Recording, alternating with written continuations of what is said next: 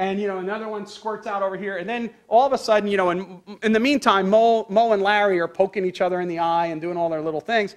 And then finally, they keep on running up and down the hallways. And then they go and see Curly, and Curly's inside of the, encased inside of the pipe. Right? You know, Mo, you know, right? He doesn't know what to do, right? And that's exactly what goes on with all of these interventions. And if you start looking at the interventions that go all the way back on this issue, not with the, just with the government-sponsored enterprises, which, by the way, go all the way back to Roosevelt, okay? You know, Fannie, you know, goes all the way back. You know, you have Fannie and then Freddie, all right? And then, you know, and then the way that they interact in the market. But it's also the case, things like the Community Reinvestment Act, all right? If Congressman Frank believed that it was important to make sure, he's the head of the House Finance Committee, and he believes it's very important to provide low-income housing because part of the American dream is to own a house. And you have to remember that they did back this by the power of law. Lawsuits were brought against banks throughout New England, all right, which is significant for a reason, right? Where's Frank from?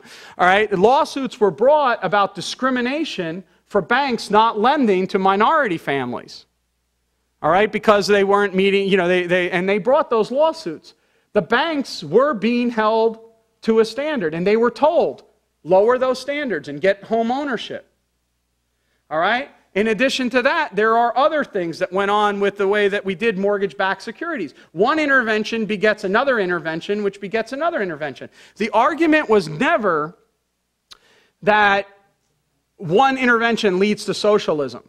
That's not the argument in the Austrian tradition. The argument that Mises and Hayek gave, so the road to serfdom thesis, right? That you start out with one thing and you end up down this road. The argument instead is that there's always a choice, but that the intervention will not satisfy the desires of even those who are intervening. So therefore, they'll be forced to adjust their behavior to intervene again. So, you understand? So I'm going to lower the requirements, but then not enough people get the houses, so I lower the requirements more.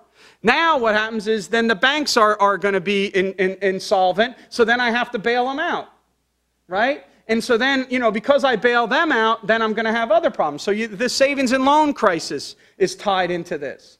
And we never accurately took care of all those problems. Our biggest problem at the moment is that this cycle right now is the consequence of policies and policy shocks that go back 50 years, that just keep piling on. Because the problem with economics, unlike other sciences, is that economics doesn't have a wrecking ball. If I took a wrecking ball and I smashed into the side of this building, it would immediately show in front of you.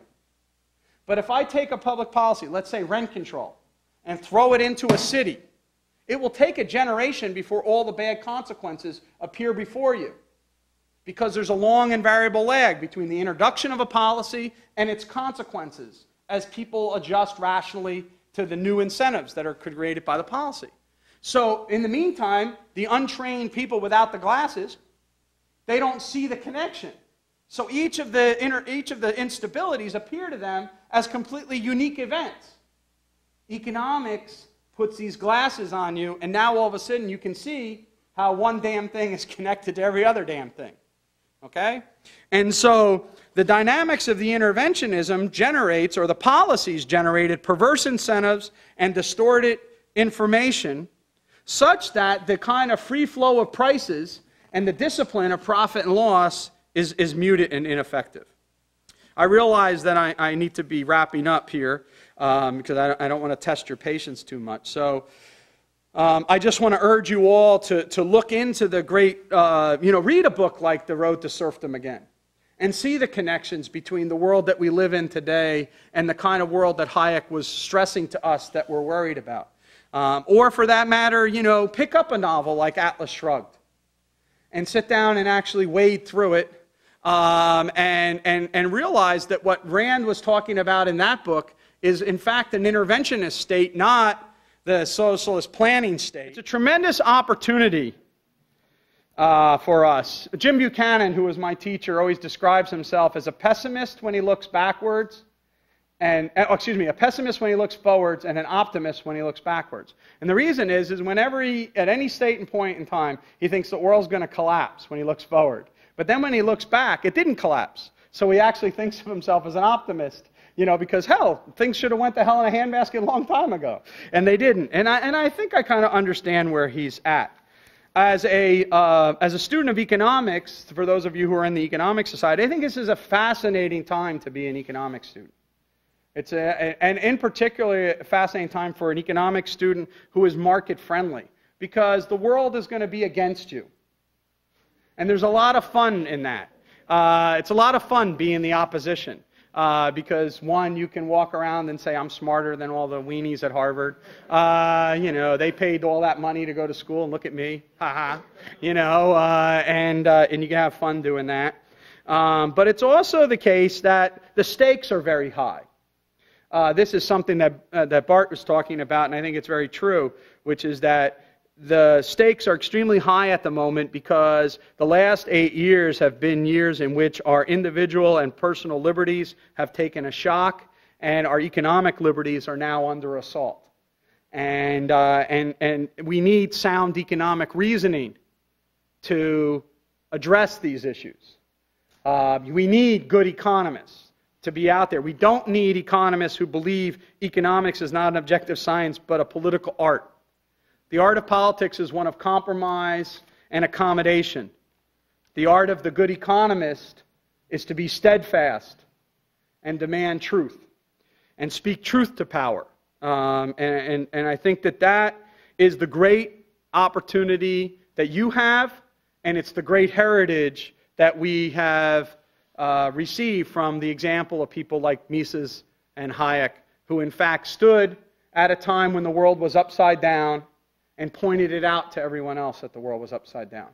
And as a result, they actually changed the course of history with a pen.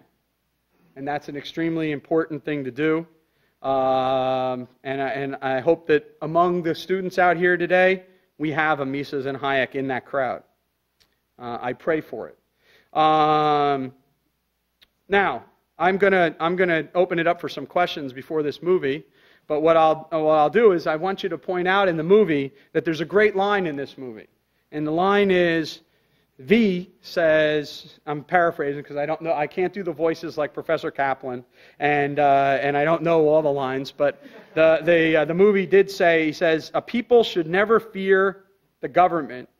The government, however, should always fear its people. And I think that is something that we have to get back to in this country.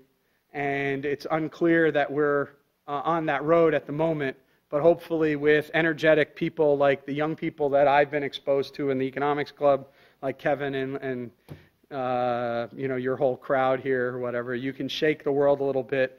But I don't advocate that you start wearing robes and a mask or something. So, all right, thank you very much, and I'll open it up for questions.